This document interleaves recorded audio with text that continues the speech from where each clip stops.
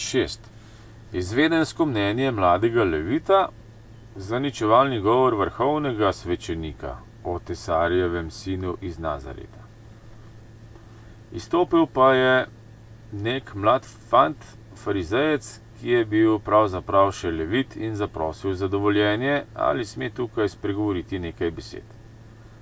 Sodnik je privolil s pripombo, naj govori mirno in razumljivo. Levit je povzel besedo in pričel takole govoriti. Sem po rodu iz Galileje in sicer iz okolice Nazareta in sedaj se zmorem spomniti, da sem marsikaj slišal o onem čudežnem dečku, o katerem nam je tale Pobič vse skozi dal nepomembno prijavo. Ne morem sicer trditi, da bi ga bil osebno spoznal, ampak o njem sem slišal pogosto in mnogo pripovedovati. Pozanimal sem se pač, kolikor je bilo mogoče, za njegove starše in izvedel sem, da je njegov oče tesar po imenu Jožef in da je njegovi drugi ženi ime Marija in da oba izvirata po ravni črti prvorojenca od Davida in tako se to potem ujema s pripovedijo prerokov. Potem sem mnenja, da se je vredno potruditi in podrobneje raziskati to posebno za nas, Jude, pomembno zadevo. Vendar meni ne pripada karkoli zapovedovati, ampak samo izraziti mnenje v vsej moji ponižnosti, kar smatram za svojo dolžnost. Vse, kar gre dalje od tega, je zadeva visokega sveta templja. Govoril sem v vsej ponižnosti.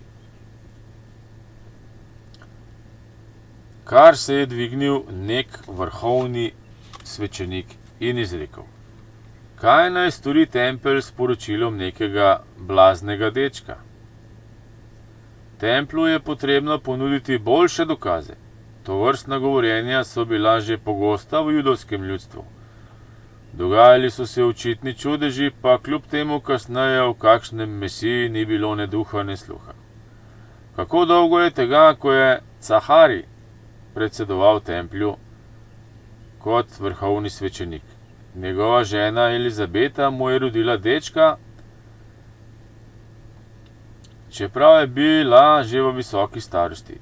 Kako mu je medtem, ko je daroval v templju, naznanil angel? Cahari, tukaj piše, drugače je to Zaharija, ni mogel verjeti naznanilu, saj je bila njegova žena za kaj takega že prestara. Zakazan je postal nem. In sicer dotlej, dokler ni njegova žena rodila. Ko pa je prišlo k njemu sporočilo, da mu je žena rodila sina in so ga vprašali, kako naj poimenuje sina, se mu je jezik razvezal in izgovoril je: Janez! In glej, prav to je bilo ime, katerega mu je 10 mesecev prej povedal Gospodov angel Gabriel.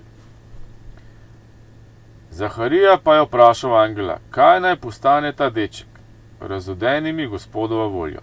Angel pa je govoril, ta je, o katerem je Izaija takole govoril. On bo glas pridigarja v puščavi, pripravite Gospodu pot in izravnajte njegove steze. Vse doline naj bodo izpolnjene, ter vse gori in hribi naj bodo ponižani. In kar je krivo, naj postane ravno, kar pa je neravno, naj postane preprosta pot. In vse meso bo videlo Božjega odrešenika. Zadevo so takrat pobliže raziskali in kmalu ugotovili, da si je hotel s tem oblastiželjni Zaharija s tajno pomočjo Esenov ustanoviti dedno, duhovno, vladarsko hišo, zato ga je doletela roka pravice in za takšen zločin je bil kaznovan s smrtjo. Kam pa je šlo tisto veliko upanje v Mesiji? Nihče več ne premišljuje o njem pred obličjem templja, katerega je Jehova posvetil za vseh časov čas. Se je razpršilo v nič, kakor medla soparica neke luže pod močjo sonca. Pri tem je zgodba izhajala od samega vrhovnega svečenika, ker pa je bila nečista in je grozila onečastiti Božje svetišče, Gospod ni zamudil zločin pravočasno kaznovati. Če pa se je že tista tako zelo pomembno izgledajoča zgodba končala na takšen način, kako bi potem pred obličjem templja izgledala šele tesarja Jožefa zgodba o Mesiji, za katero ne tiči nič drugega kakor nekakšne esenske in indijsko-magovske sleparije.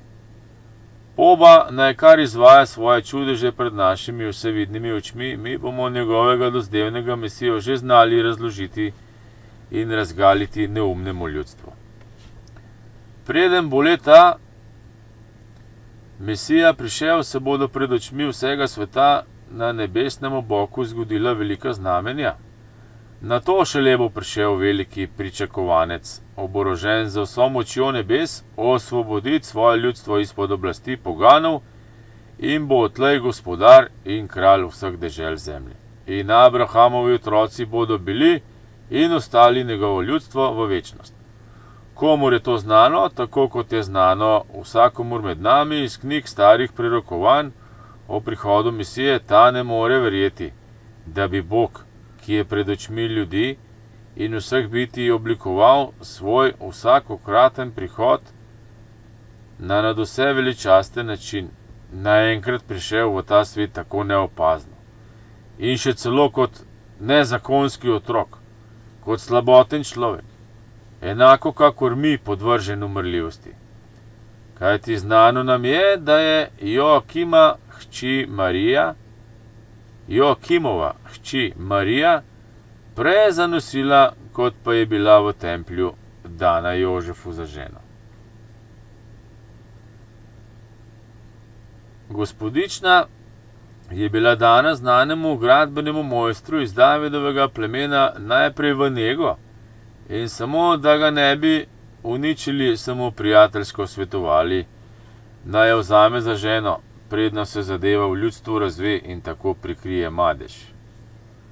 Tisti Poba pa je in ostane nezakonski in je zaradi tega toliko manj možnosti, da bi kadarkoli mogel postati obljubljeni Mesija.